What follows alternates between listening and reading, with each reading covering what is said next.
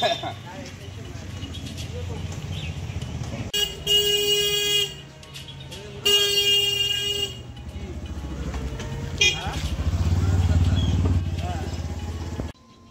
ইতিমধ্যেই শুনেছেন যে ভেটাগুড়ি 1 নম্বর গ্রাম পঞ্চায়েত, এর আগে তৃণমূল কংগ্রেসের 2 জন পঞ্চায়েত সদস্য তো ছিলই, তার সঙ্গে বিজেপি দল পরিত্যাগ করে আরও 5 জন পঞ্চায়েত সদস্যা আমাদের দলে যোগ দিয়ে এখন আমাদের সদস্য সংখ্যা হয়েছে 7।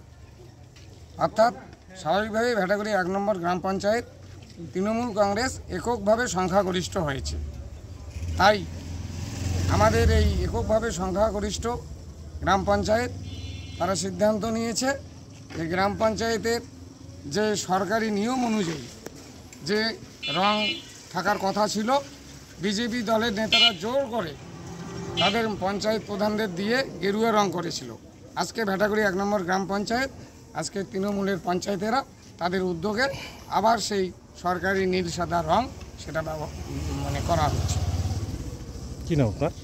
আমি অনন্ত বর্মন, দিনাটা 1B ব্লকের সভাপতি।